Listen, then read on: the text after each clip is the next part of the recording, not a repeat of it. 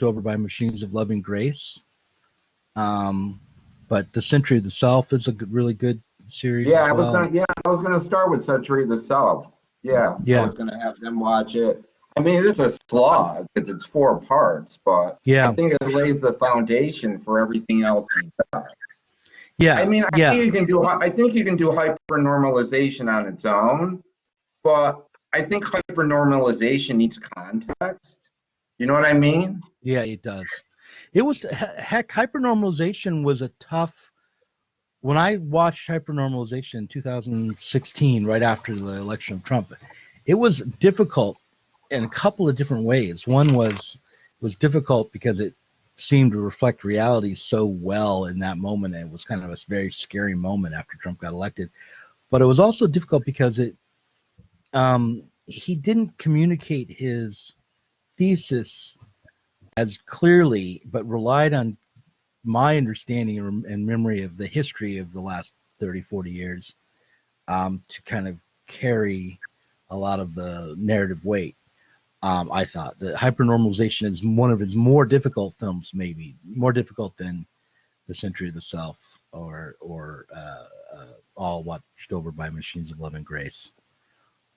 Yeah, I think we should. I mean, what's interesting too with hypernormalization is he makes a lot of reference to a couple of sci-fi films that I would really recommend.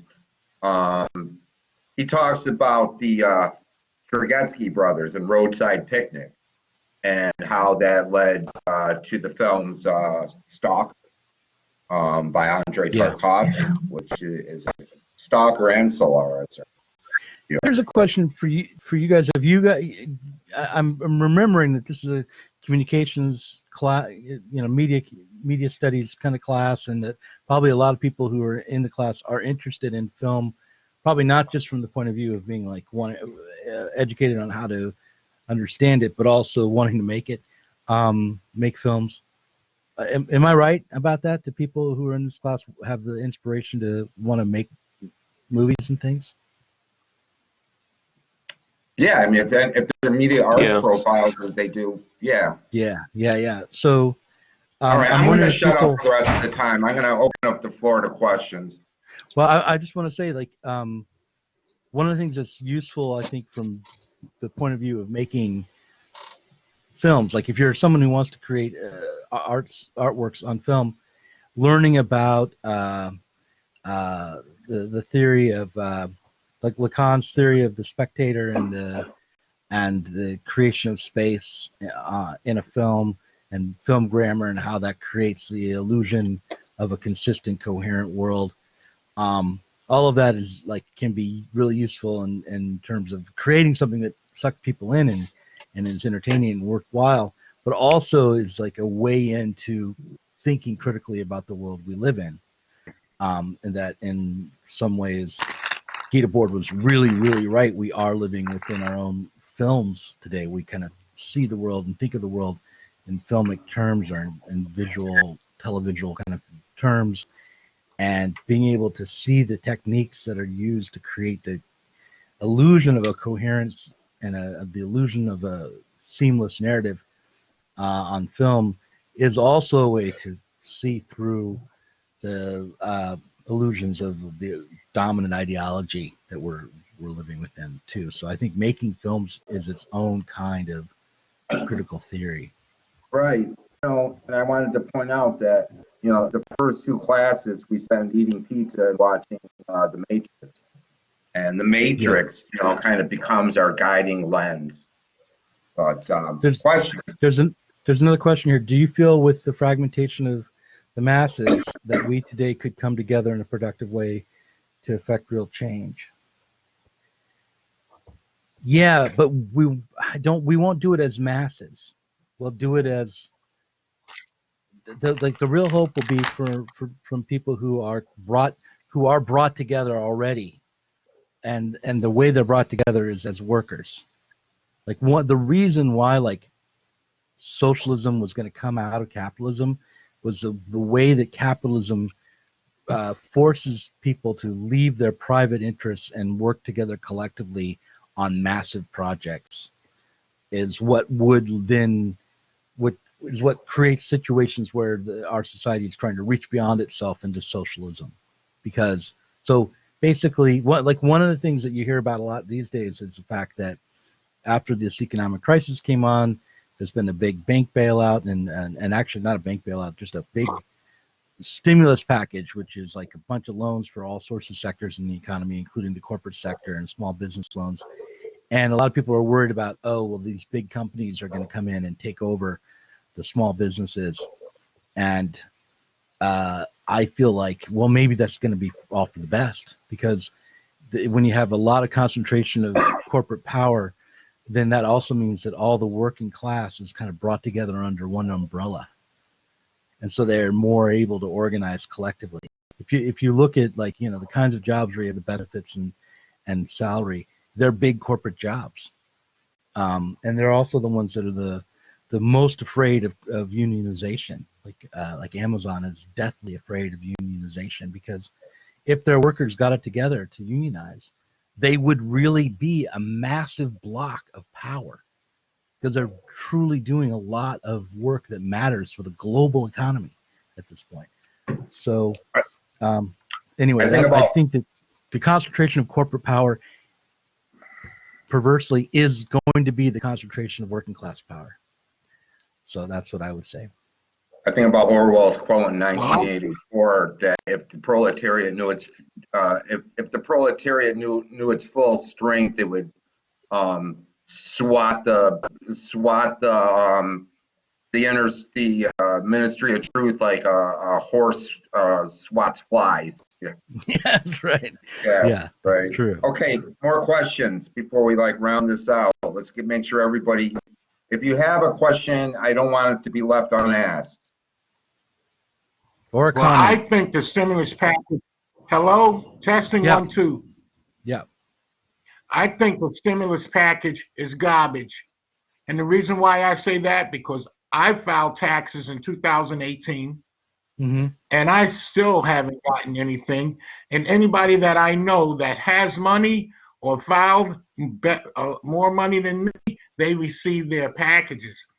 I think No, that the I agree with stimulus you package. there. I haven't gotten my stimulus The poorer money you either. are, the poorer you are, the less the concern is about you.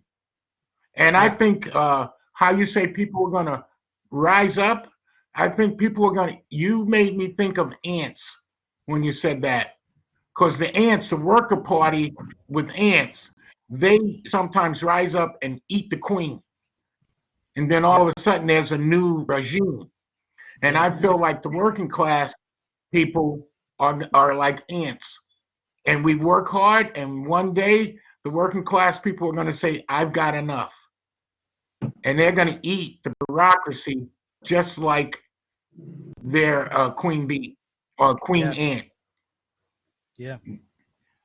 No, I don't think the stimulus package is meant to be it's bad, right? It's bad, but it can have unintended consequences, and like one of the unintended consequences is that if it turns out that the big concentrated capitalist corporate sector has to absorb huge swaths of the small business capitalist class, that will mean that all those workers who were fragmented into small little businesses are going to be put under one big one big umbrella, and they'll have more power together collectively after that's done. But in the meantime, in the short term, the U.S. public has really, just compared to the UK, we're not being treated very well at all.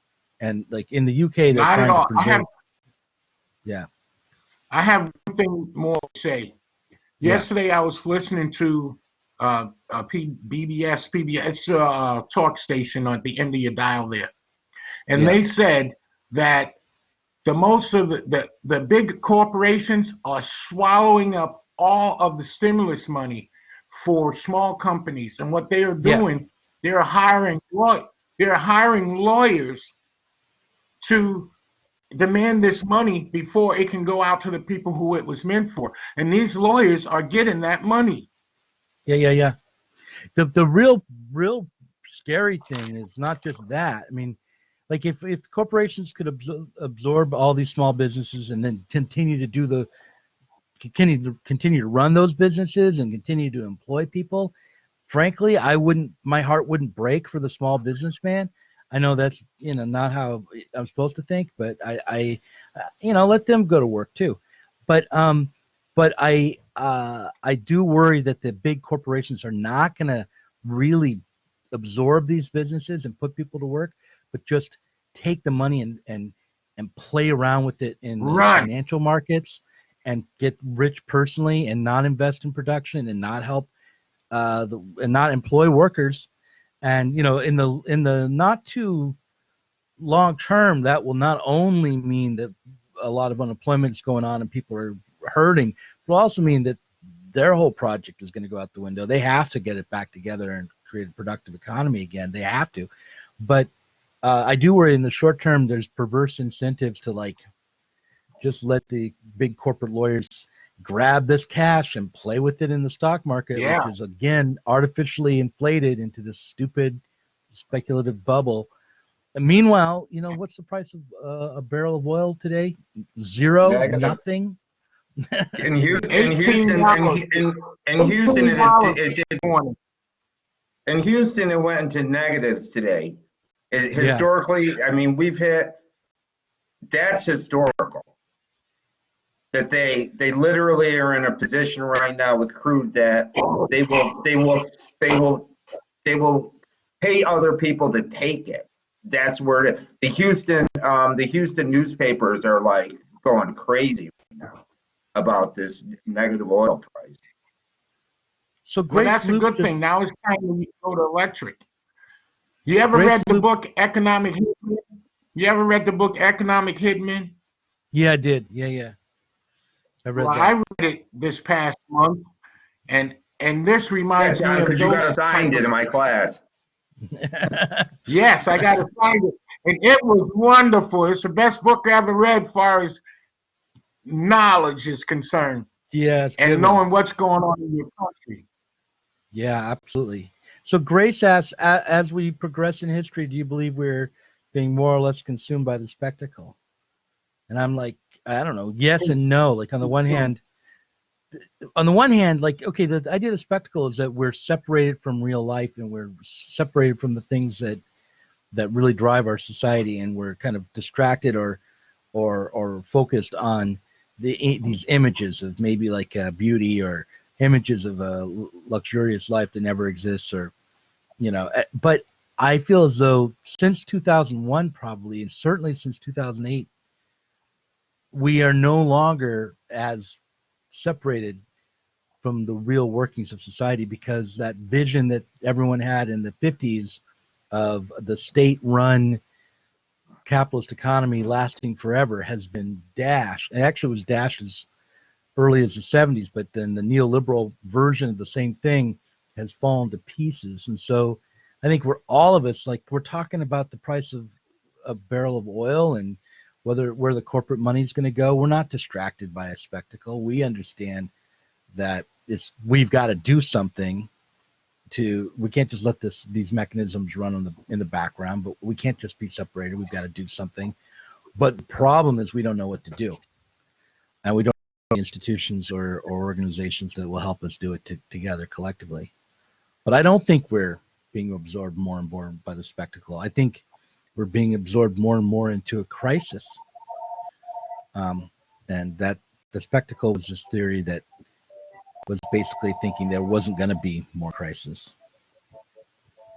Right. I think I understand what you're trying to say here. And I mean, and in the lead up to the book, I did a series of lectures that contrasted the political climate, the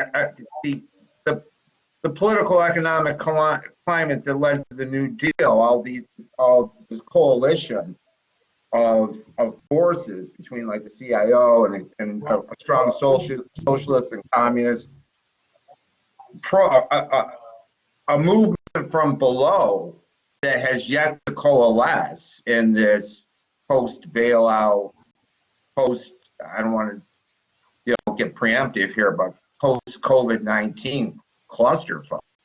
That where, I mean, I don't know where the movement from below, where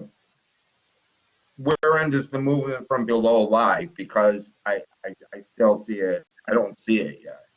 I just don't see it. And the other question I had for you really quick, Doug, was where do you think the gig economy is going to fall into this? I don't know. I'm worried.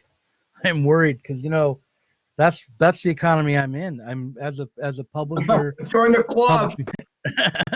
publishing manager for Zero Books. I don't have a contract.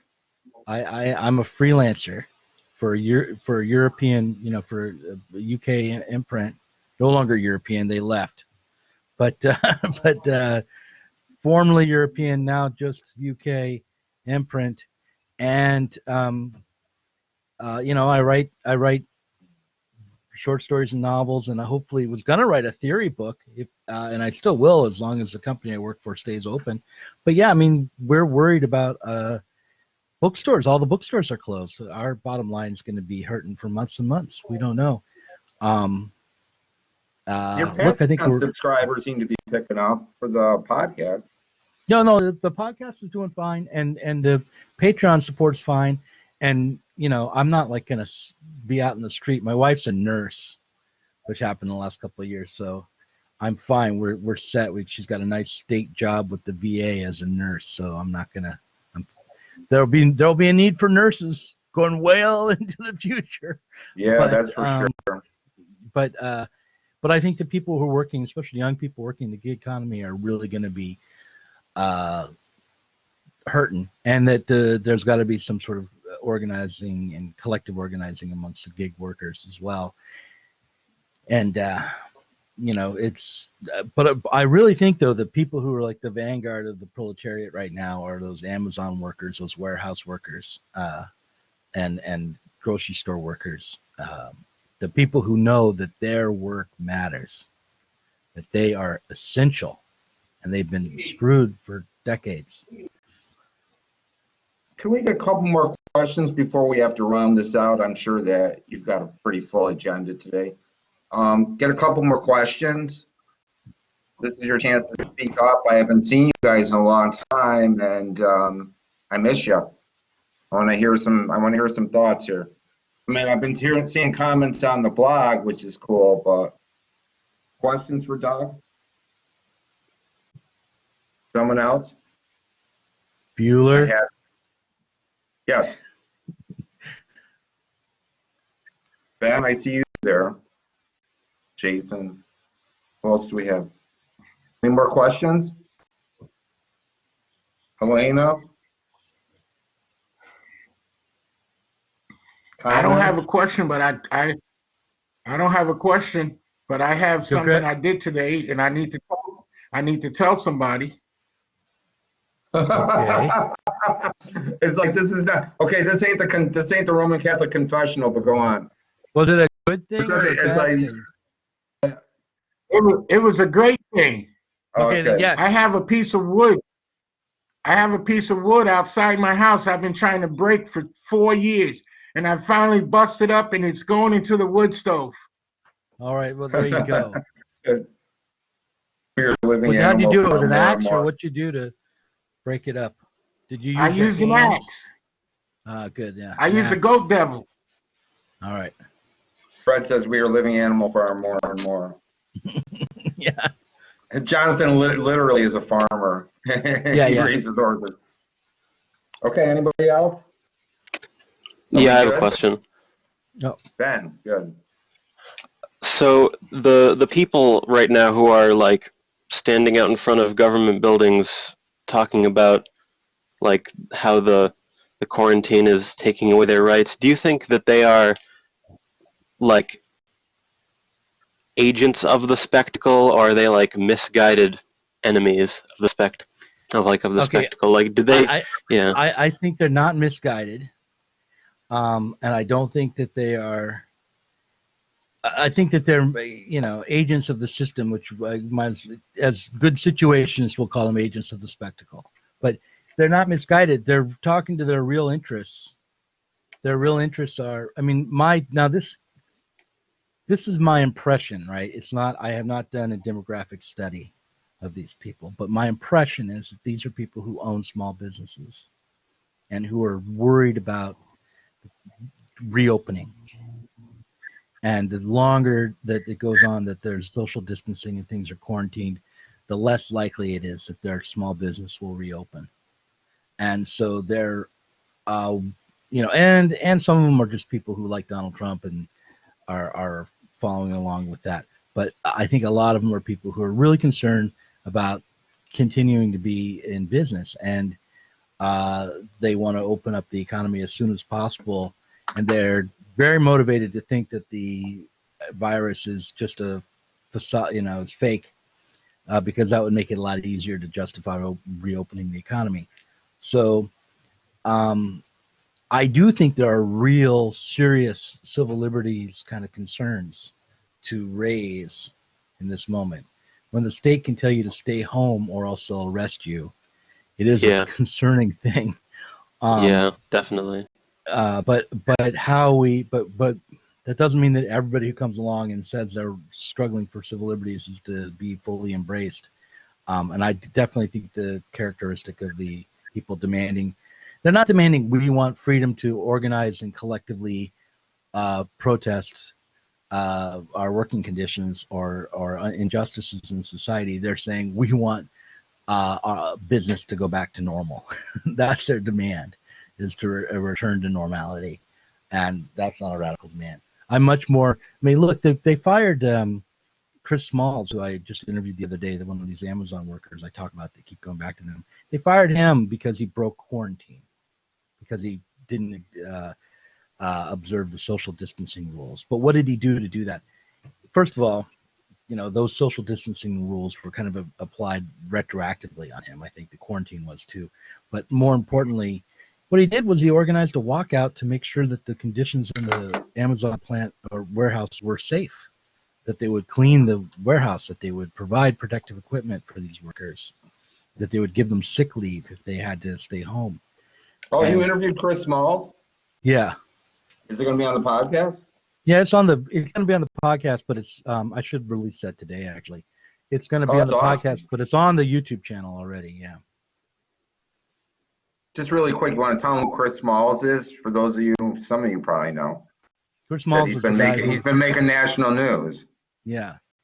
He's the guy who led the Amazon warehouse workers on a walkout in the Staten Island warehouse last month, and who got fired. So those are the people who are struggling for their liberties that I think are fully worth backing. And they're not completely different than the people who are saying that they want to reopen the economy. They're mostly different, but they both say, look, we should have the right to, to safely organize and collectively work to, on the streets to protest, and we will not allow our right to free assembly to be taken away from us, even if we will do it 6 feet apart. Patrick, you had a question. One more question. There's one here that's, what do you think will happen to the economy in the future? And I think that here's my answer. I think that the economy will eventually correct itself. It may require a lot of human sacrifice in the meantime. So, like the last time there was a Great Depression, the really solved it was the war and the devaluation of capital through bombing and destruction, and allowed for people to come in later as investors to buy up everything cheap and make a profit again. So I think that could very well be our future, another world war or something like it. But and that will do wonders for the economy, but not so much for the human. So the other option is to try to overcome the economy altogether.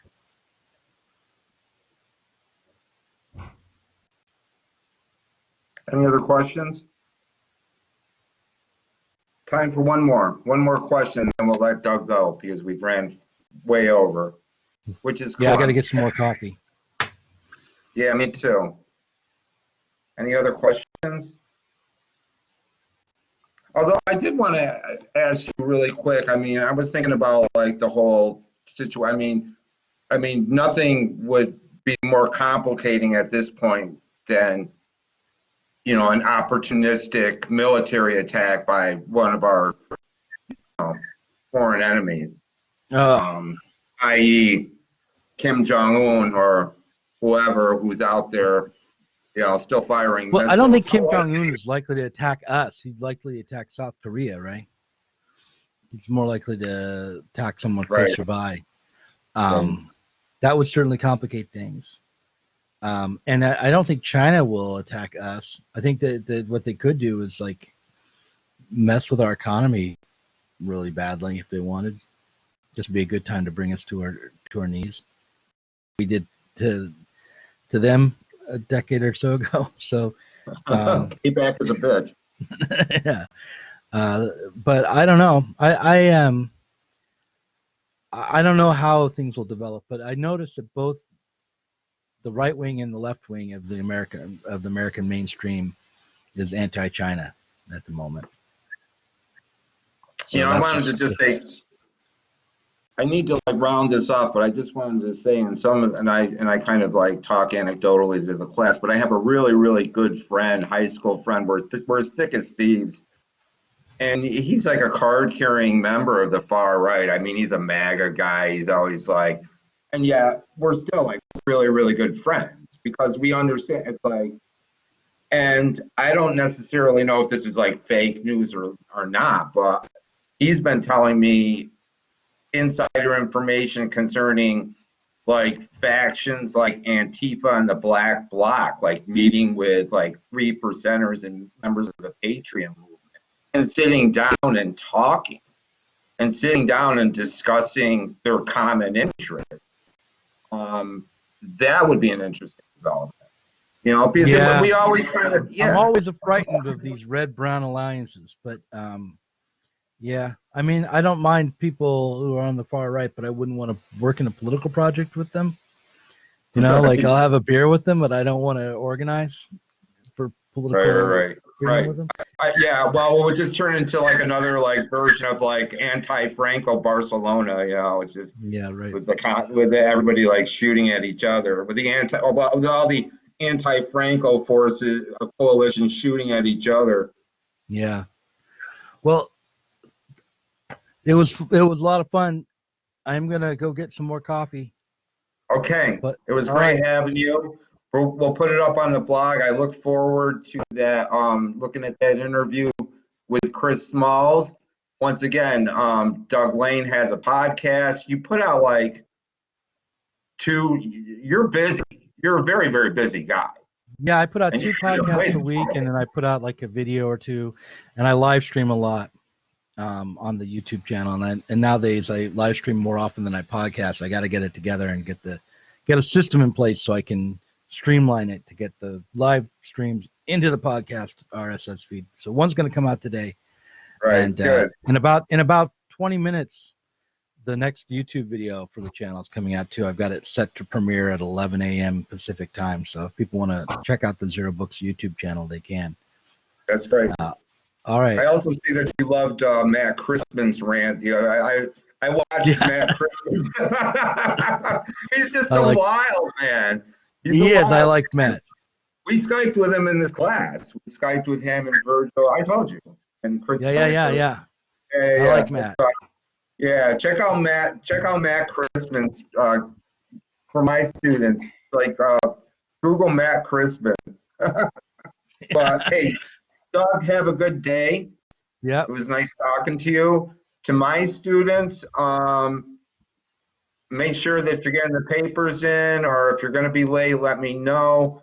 We'll have lectures. I'll be contacting you guys via email. I think we're going to go and do Adam Curtis after this. I think I'll do one more lecture on the Society of the Spectacle, and then we'll move on to